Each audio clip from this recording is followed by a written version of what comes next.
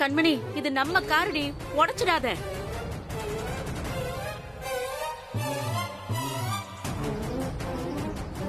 எப்படி கிடந்தவ இப்போ இந்த பதவியில உட்காந்து என்ன பேச்சு பேசுறான்னு பாத்தியாமா? என் வயிறு பத்திக்கிட்டு எரியுது. ஆமா கண்மணி, என்னால தாங்க முடியலடி. உன்னை நிம்மதி இல்லாம ஆக்கனவள ஏதாவது பண்ணி வீட்டுக்குள்ளேயே முடக்கி போடு கண்மணி. இல்லன்னா உன் மகளிர் அணி பதவிக்கே இந்த ராசாத்தி சங்கூதிருவா. மா, எதுக்கு நீ கோவப்படுற? நான் என்ன சொல்ல வரேன்னா, நீ இதோட நிக்காம இன்னும் வசந்த பதவிக்குலாம் போகணும் கண்மணி. ஆமா கண்மணி, எம்எல்ஏ எம்பின்னு வசந்து சட்டசபையை ஒரு கலக்க கலக்க வேணா? அதான் அம்மா அப்படி சொன்ன. சரி சரி. ஆனா ஒண்ணு கண்மணி, இதெல்லாம் நடக்கணும்னா இந்த குண்டச்சிய முதல்ல இந்த பதவியை விட்டு தூக்குற வழிய பாரு. இல்ல அவ நம்மள ஓரம் கட்டி உட்கார வச்சிருவான். ஜாக்கிரதையாரு. மா, அப்படி நடக்க நான் விட்டுருவேனா?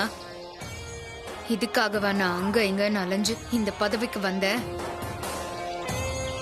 மா, எந்த கட்சி கொடிய புடுங்கி போட்டாலும் அதே கட்சி கொடிய நாளைக்கு நட்டு தலைவரை நான் கொடியத்தை வைப்பேன்.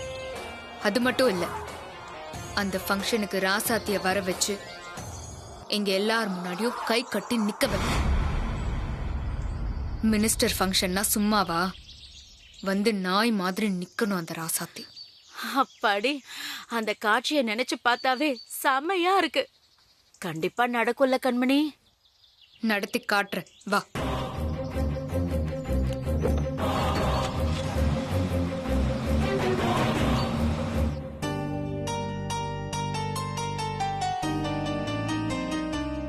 அப்பா வாயினியா? உட்காரு. பெரியப்பா வீட்டுல விட்டேன்ப்பா, அவருக்கு எந்த பிரச்சனையும் இல்ல. சரிப்பா, உங்ககிட்ட ஒரு விஷயம் பேசணும். என்னப்பா சொல்லுங்க. அது வந்து நம்ம குடும்பத்தோட நல்லதுக்காக நான் ஒரு முக்கியமான முடிவு எடுக்க போறேன். அதான் உங்க எல்லாருடைய விருப்பத்தையும் தெரிஞ்சுக்கலான்னு.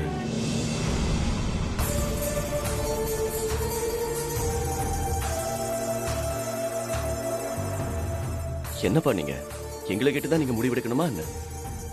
அப்படி இல்லப்பா, நீ மங்க ராசாத்தி யாரும் எந்த தடையும் சொல்ல போறதில்ல. இருந்தாலும் இப்ப நம்ம குடும்ப சூழ்நிலை சரியில்லை. அதான் உங்களையும் கேட்டு இந்த முடிவு எடுக்கலான்னு. இல்லப்பா, அதுக்கு அவசியமே இல்லப்பா. அது இல்லடா, நான் இருக்கிற மனநிலைமைக்கு எனக்கு சரின்னு படும். அது உங்களுக்கு தப்பா கூட படலாம் இல்லையா? அப்புறம் நாளைக்கு ஒரு பிரச்சனைன்னா நம்ம கிட்ட ஒரு வார்த்தை கேட்டுக்கலாமேன்னு நீங்க யாரும் நினைச்சிடக்கூடாது இல்ல? அதனாலதான். சரிப்பா, அப்படி என்ன விஷயம்? இன்னைக்கு அண்ணன் நம்ம வீட்டுக்கு வந்து அவருக்கு உடம்பு சரியில்லாம போச்சுல்ல, எனக்கு ரொம்ப பதட்டமா போயிடுச்சுடா. ஒரு ஒரு செக்ல சைன் வாங்கறதுக்காக என்ன சங்கடப்படுத்தக்கூடாதுன்னு அவரே நேர்ல வந்துட்டாரு.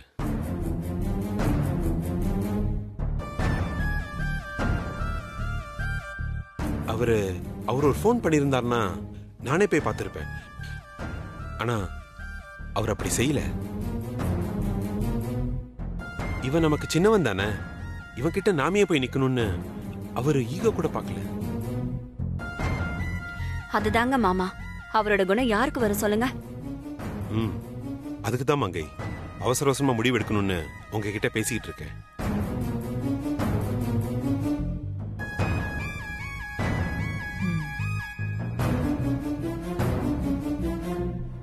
பேங்க் செக்ல அண்ணா ஒருத்தர் மட்டுமே சைன் பண்ணா போதும்.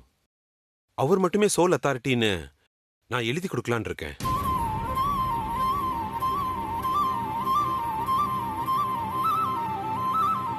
இப்ப சொல்லுங்க, இது ஒரு முக்கியமான முடிவு தானே? என்ன பொறுத்த வரைக்கும் இது பாகம் பிரிக்கிற மாதிரி தான். அதான் உங்க விருப்பத்தையும் சொல்லுங்க. என்னங்க நீங்க இதுக்கெல்லாம் போய் நீங்க என்கிட்ட கேட்கணுமா என்ன? அதுவும் நீங்க எடுக்கிற முடிவு ரொம்ப சரியான முடிவுதான். அது மட்டும் இல்ல, மாமாவை பத்தி நம்ம எல்லாருக்குமே தெரியும். அதுக்காக தான் சொல்றேன். எங்க எல்லாருக்குமே முழு சம்மதம். ஆ, இனியா நீ என்ன சொல்ற? அம்மா, இதுல நான் சொல்றதுக்கு எதுவும் இல்ல. நீங்களும் அப்பாவும் முடிவு பண்ணாலே போதும். ரொம்ப சந்தோஷம் இனியா. என்ன ராசாத்தி, நீ எதுவுமே சொல்லாம நிக்கிற? என்னத்த என்கிட்ட நீங்க இந்த மாதிரி கேள்வி கேட்கலாமா? அப்படி இல்லம்மா, நீ எங்க வீட்டு மருமக. இந்த வீட்ல எந்த முடிவு எடுத்தாலும் அதுல உன் கருத்தை சொல்றதுக்கு உனக்கு முழு உரிமை இருக்கு. எனக்கு இதுல பரிபூர்ண சம்மதம் மாமா. அப்புறம் என்னங்க, உங்களுக்கும் சந்தோஷம் தானே? மாமாவுக்கு உடம்பு முடியாம போனதும் நானும் ரொம்ப பயந்துட்டேன். நல்ல வேலை, நீங்க ரொம்ப நல்ல முடிவு எடுத்திருக்கீங்க. இனிமே எந்த பிரச்சனையும் இல்ல. என்னங்க, ஏன் அப்படி பாக்குறீங்க? இல்லமங்க, அண்ணன் தான் சோல் அத்தாரிட்டின்னு சொன்னதும் நீ ஏதோ தடையா இருப்பியோன்னு நினைச்சேன். ஆனா நீ இவ்வளவு சீக்கிரம் சம்மதிப்பேன்னு நான் கொஞ்சம் கூட நினைச்சு பார்க்கல. என்னங்க நீங்க இப்படி சொல்லிட்டீங்க?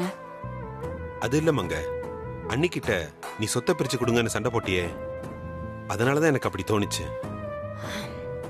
இத பாருங்க, இத்தனை வருஷம் நீங்க என் கூட வாழ்ந்தோம், என்ன புரிஞ்சுக்கிட்டது இவ்வளவுதானா? எனக்கு ரொம்ப கஷ்டமா இருக்குங்க. அப்படி இல்லமங்க. பரவாயில்ல விடுங்க. நான் சொத்தை பிரிச்சு கேட்டது நம்ம குடும்பம் பிரியணும் இல்ல பணத்தினால இருக்கிற ஆசையாலையும் கேட்கலங்க. என் பிள்ளைங்க கட்ட ஆரம்பிச்ச வீடு பாதியிலே நின்னு போயிடுங்கிற பதட்டத்தாலதான். சரி விடுங்கம்மா, அப்பா ஏதோ தெரியாம கேட்டுட்டாரு. ஆமா அத்த, நீங்க ஒன்னும் வருத்தப்படாதீங்க. பரவாயில்ல விடு ராசாத்தே. மரகதா அக்கா கேட்ட உடனே பணத்தை கொடுக்காம நம்மள கேவலமா அலைய விட்டாங்களேன்னு ஆத்திரம் கோவம் தான் எனக்கு. அதான் எங்க பங்கு பிரிச்சு கொடுங்கன்னு கேட்டேன். அப்படியாவது மரகதா அக்கா புரிஞ்சுப்பாங்கன்னு நினைச்சேன். ஆனா என்ன பண்றது, அப்படி எதுவும் நடக்கல. மத்தபடி என் மனசுல எதுவும் இல்லைங்க. மங்க, உன் மனசை புரிஞ்சுக்காம நான் ஏதோ பேசிட்டேன், என்ன மன்னிச்சிரு. ஐயோ என்னங்க நீங்க? அத்த, பாரி மாமாவுக்கு உங்களை பத்தி நல்லாவே தெரியும். அது நேத்து சண்டை நடந்துச்சுல்ல, அதான் உங்ககிட்ட இப்படி கேட்டிருப்பாரு. இதை இப்படியே விட்டுடுங்களேன். ஆமா சம்பந்தி. ஐயா, நீங்க எடுத்த முடிவு எங்களுக்கும் ரொம்ப சந்தோஷமா தான் இருக்கு. இனிமேலாவது கண்மணி ராசாத்தி கிட்ட போட்டி போடாம கொஞ்சம் அமைதியா இருந்தா நல்லா இருக்கும். ஏங்க நீங்க வேற, இந்த உலகமே தலைக்கீழ மாறினாலும் கண்மணியும் கோகிலாவும் எப்பவும் மாற போறதே இல்ல.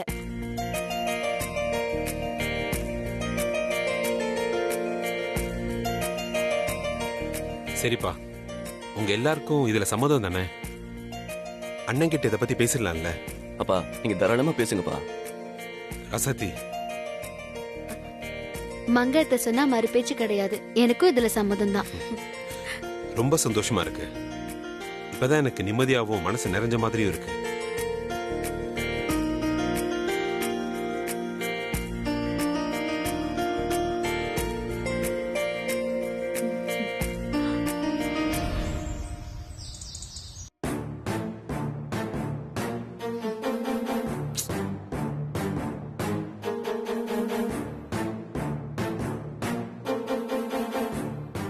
ராசாத்துக்கு எவ்வளவு தைரியம் இருந்தா ஊர் தலைவரை தூண்டி விட்டு நமக்கு நோட்டீஸ் அனுப்ப வச்சிருப்பா. இப்ப என்ன பண்றது கண்மணி? என்ன பண்றது, அவகிட்ட நம்ம சரண்டர் ஆகுறத விட வேற வழியே இல்ல. என்னடி இது இப்படி ஆயிடுச்சு? நீ அவளை எதிர்த்து அடிப்பன்னு பார்த்தா இப்படி கால்ல விழறன்னு சொல்ற? நான் அப்படியா சொன்னேன்? இல்ல கோகிலம்மா, கொஞ்சம் சும்மா இருக்கீங்களா? எரியிற நெருப்புல எண்ணெய் ஊத்திக்கிட்டு. இல்ல பரந்தாமன், நான் அப்படி சொல்லல. அம்மா, இதுக்கு நீ மூடுன்னு வாயாலேயே சொல்லிருக்கலாம். என்ன சொன்ன? ஒண்ணு இல்ல கண்மணி, ஒண்ணு இல்ல. சரி கண்மணி, இப்படியே உட்கார்ந்திருந்தா என்ன அர்த்தம்? அந்த லெட்டருக்கு ஒரு முடிவு சொல்லித்தானே ஆகணும். சொல்லிதான் ஆகணும். என்ன பண்றது, எல்லாம் என் நேரம். இப்ப ஊர் தலைவர்கிட்ட பெர்மிஷன் வாங்காம நம்ம கம்பம் நட்டது தப்புதான்னு நான் மன்னிப்பு லெட்டர் எழுதணும், அவ்வளவுதானே? எழுதுறேன், எழுதி தொலைறேன். கண்மணி, விடு, எல்லாத்துக்கும் சேர்த்து அந்த ராசாத்திக்கு மொத்தமா கொடுத்துடலாம். அப்புறம் என்ன, எழுதி கொடுத்தா பிரச்சனை முடிஞ்சிரும்ல. எங்க முடியும்? இனி எங்க கட்சி சார்பா எது நடத்தினாலும் அந்த ராசாத்தி பெர்மிஷன் வாங்கிட்டு தான் நடத்தணுமா? இப்ப திரும்ப நான் தலைவரை கூப்பிட்டு கொடியேத்தணும்னா அந்த சேர்மன் ராசாத்தி மேடம் கிட்ட போய் தான் நிக்கணும். நீ ஒன்னும் வருத்தப்படாத கண்மணி. அரசியல்ல இந்த மாதிரி பல இடைஞ்சல்களை சந்திக்க வேண்டி வரும். அதுக்கெல்லாம் நம்ம அஞ்சக்கூடாது. நீங்க சொல்றதும் சரிதான். இருந்தாலும் அந்த ராசாத்தி நான் இல்லைன்னா துரும்ப கூட அசைக்க முடியாதுன்னு சொல்றா. சேர்மன் ராசாத்தியம் அப்படித்தான் சொல்றா. ஏன்னா அவ குடுக்கிற இடத்துல இருக்கா, நம்ம வாங்குற இடத்துல இருக்கோம். நம்மளால அவளை பதவியில இருந்து தூக்க முடியல. நான் மன்னிப்பு கேட்டு சைன் பண்ணி லெட்டர் கொடுத்தா அந்த அம்மா பார்த்து பார்த்து சந்தோஷப்படுவா. அப்படிதானே? எனக்கு வர ஆத்திரத்துக்கு. எனக்கு மட்டும் ஆத்திரம் இல்லையா கண்மணி? எல்லாத்தையும் அடக்கி வச்சிருக்கேன். நேரம் வரும்போது அவளை போட்டு தள்ளிடலாம்.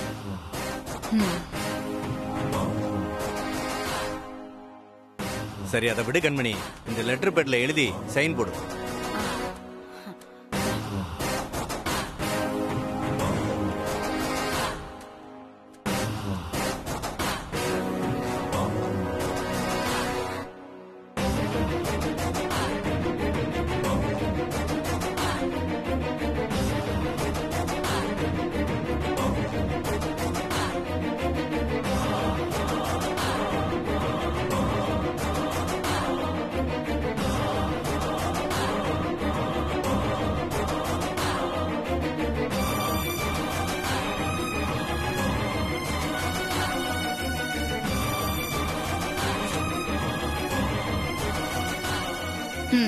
சரியா இருக்கான்னு பாருங்க.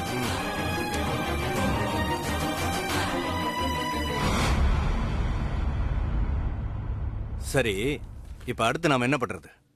வேற என்ன, அதான் சைன் பண்ணியாச்சுல்ல. அதே இடத்துல கொடிய நட்டு எனக்கு அந்த ராசாத்தி கையால மாலை போட்டு மரியாதை பண்ண வைக்கணும். அவதான் ராங்கியாச்சு, நீ சொன்ன அப்படியே கேட்டுருவாளா என்ன? நாம ஏன் அவகிட்ட கேட்கணும்? சொல்ல வேண்டிய ஆளு சொன்னா தானா வந்து வாயை மூடிக்கிட்டு கண்மணி கழுத்துல அவளே மாலையை போடுவா. அவ எப்படி போடுவா? நான் நம்ப மாட்டேன். நம்பிதான் ஆகணும். என்ன புரியலையா? அத மினிஸ்டர் சொன்னா சேர்மன் கேட்டுத்தானே ஆகணும். என்ன சொல்றீங்க பரந்தாமன்? ஆமா கண்மணி, ஏகாம்பரம் ஐயா கிட்ட ஒரு வார்த்தை சொன்னா மினிஸ்டர் கொடியத்தை வர வைக்கலாம். அப்புறம் என்ன, மினிஸ்டர் வாயால சொல்லி கண்மணி கழுத்துல மாலையை போட வைக்கலாம். அவ அதை கேட்டுதானே ஆகணும்.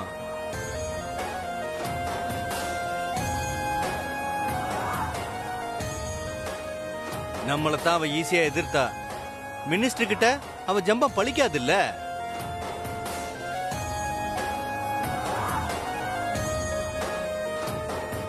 நீங்க சொல்றது கண்டிப்பா நடக்கும் கண்மணி. நான் எதுக்கு இருக்கேன்? இதெல்லாம் நடத்தி காட்டத்தானே. நீங்க சொல்ற மாதிரி மட்டும் நடத்தி காட்டிட்டீங்க, காலம் பூரா உங்களுக்கு நன்றியா இருப்பேன். என் உசுர் உள்ள வரைக்கும் உங்களை மறக்கவே மாட்டேன். கண்மணி, நான் இதை உனக்காக மட்டும் செய்யல. அந்த ராசாத்தி டபுள் டாக்குமெண்ட் விஷயத்துல என்ன தோக்கடிச்சு ஒண்ணுமே பண்ண முடியாத அளவுக்கு அந்த லேண்ட் விஷயத்துல என்ன ஓட ஓட விரட்டினால, அதுக்கெல்லாம் நாம திருப்பி கொடுக்க வேண்டாம். அதுக்கும் சேர்த்துதான் இந்த ஆப்பு. சூப்பர் பரந்தாமன், இத மட்டும் நாம செஞ்சுட்டோம். நாம தான் இந்த ஊருக்குள்ளேயே கெத்து.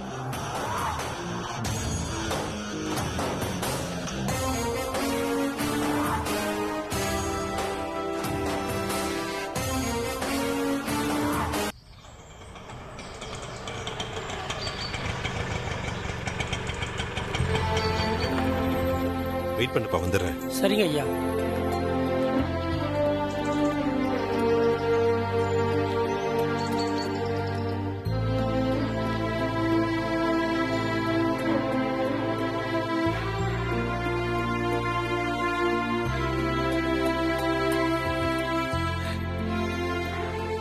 வாங்க மாமா. சித்தப்பா எப்படி இருக்கீங்க? நான் நல்லா இருக்கேம்மா, நீங்க எப்படி இருக்கீங்க? நல்லா இருக்கேன் எங்கம்மா சித்தப்பா. அப்பா இங்க தூங்கிட்டு இருக்காரா? அப்பா உள்ளதான் இருக்காரு. அப்பா சித்தப்பா வந்திருக்காரு. உட்காருங்க மாமா. உட்காருங்க சித்தப்பா. நல்லா இருக்கீங்களா மாமா? நான் நல்லா இருக்கேன்ப்பா. ஹரி, அண்ணே வாப்பா வா வா வா உட்கார். எப்படி இருக்கப்பா? நான் நல்லா இருக்கேண்ணே. உங்க உடம்பு எப்படி இருக்குன்னு பாத்துட்டு போலான்னு வந்தேன். எனக்கு என்னப்பா, நான் நல்லா தான் இருக்கேன்.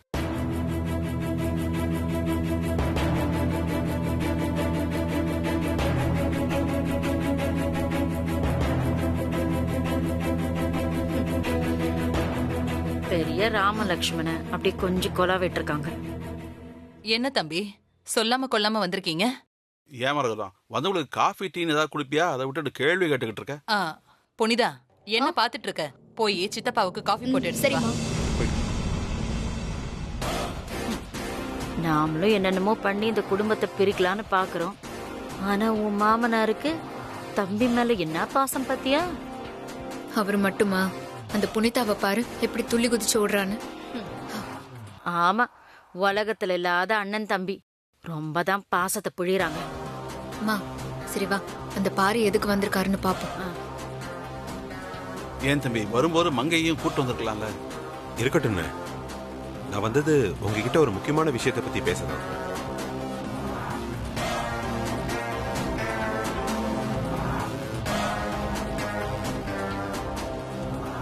அது ஒண்ணும் இல்ல, ஒரு செக்ல சைன் கேட்க அவ்வளவு தூரம் வந்து அதனால உங்க உடம்பு சரியில்லாம போயிடுச்சு.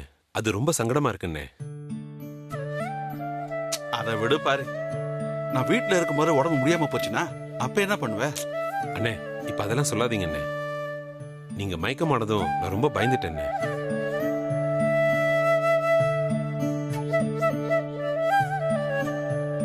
அதெல்லாம் விடுப்பா, எனக்கு தான் ஒன்னும் ஆகல.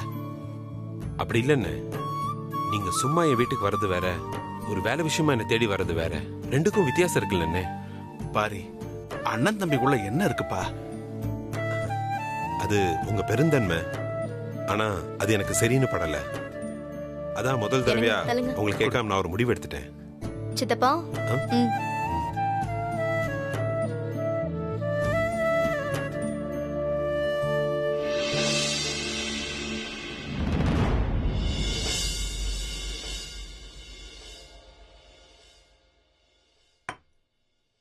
அப்புறம் செக்ல நீங்க ஒருத்தர் மட்டும் சைன் பண்ணா போதுண்ணே. அப்புறம் மில்லு, வீடு, அப்புறம் பணம் டிரான்ஸ்ஃபர் விஷயம்லாம் எதுவா இருந்தாலும் உங்க ஒருத்தர் கையெழுத்து மட்டும் போதும்னு பேங்க்ல நான் எழுதி கொடுத்துட்டேன். இனிமே நீங்க தான் சோல் அத்தாரிட்டி.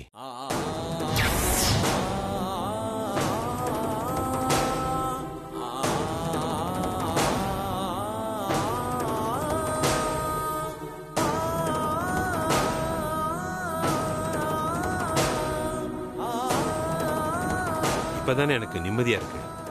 இனிமே நீங்க எதுக்காகவும் எனக்காக காத்துக்கிட்டு இருக்க வேண்டாம். என்ன காரியம் நீ பண்ணிருக்க பாரி. இதுக்கு நான் சம்மதிப்பேன் நீ எப்படி எதிர்பார்த்த? கண்டிப்பா நான் இதுக்கு ஒத்துக்க மாட்டேன். தயவு செய்து இதை உடனே மாத்திர சொல்றேன். அண்ணே, நீங்க உங்க மனசுல எதை வச்சு இப்படி பேசுறீங்கன்னு எனக்கு புரியுது. இந்த ஒரு லெட்டரு நம்ம அண்ணன் தம்பி பாசத்தை பிரிச்சிடாதுண்ணே. அப்படிலாம் ஒண்ணும் கிடையாது. எனக்கு நீங்க ஆரோக்கியமா இருக்கணும், அதுதான் முக்கியம். மத்தபடி நீங்க நினைக்கிற மாதிரிலாம் எதுவும் இல்லைண்ணே. இந்தாங்கண்ணே. என்னால முடியாது பாரி. அண்ணே ப்ளீஸ்ண்ணே, புரிஞ்சுக்கோங்கண்ணே. பிடிங்க.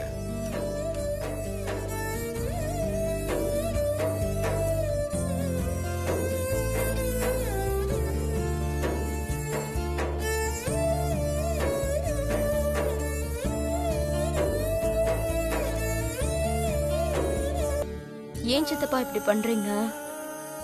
எல்லாம் நம்ம குடும்பத்தோட நல்லதுக்கு தான். நீ ஒன்னும் வருத்தப்படாதம்மா. மாமா என்ன மாமா நீங்க வந்து? கபிலா, நான் ஒரு விஷயம் பண்ண அதுல 1000 அர்த்தம் இருக்கும். சொன்னா புரிஞ்சுக்கோ. தம்பி, நீங்க என்னதான் சமாதானம் சொன்னாலும் சத்தியமா சொல்றேன், நீங்க பண்ண விஷயத்த என்னால மனசார ஏத்துக்க முடியல. ரொம்ப வருத்தமா இருக்கு.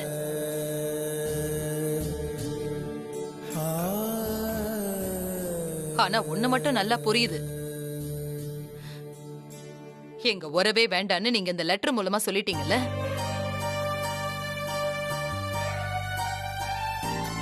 எப்படியோ மங்க ஆசைப்பட்ட மாதிரி நம்ம குடும்பம் கொஞ்சம் கொஞ்சமா பிரிய போகுது. ஆமா, அவளும் என்கிட்ட சவால் விட்டுருக்கால, அதுல ஜெயிக்க வேண்டாம், அதுக்கு தானே இதெல்லாம் பண்ணிட்டு இருக்கா.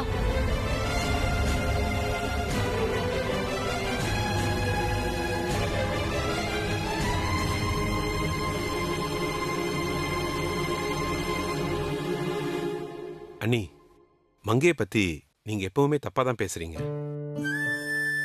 சொத்தை உங்ககிட்ட இருந்து பிரிச்சு கொடுங்கன்னு ஏதோ கோவத்துல கேட்டாலே தவிர நம்ம குடும்பம் உடையணும்னு அவ கனவுல கூட நினைச்சதில்ல. அப்போ நான் தான் அப்படி நினைக்கிறேனா தம்பி? ப்ளீஸ் அண்ணி, இதுக்கு மேல நம்ம குடும்பத்துல எது நடந்தாலும் என்னால தாங்கிக்க முடியாது. ஒருத்தர் மாத்தி ஒருத்தர் பேசி திரும்பவும் பிரச்சனையில் போய் முடிஞ்சிடக்கூடாது. அதனால எதுவும் பேச வேண்டாம், இது அப்படியே விட்டுறலாம். ஆனா நான் விட மாட்டேன். இந்த குடும்பத்தை ஒரு வழி பண்ணாம நான் விடவே மாட்டேன்.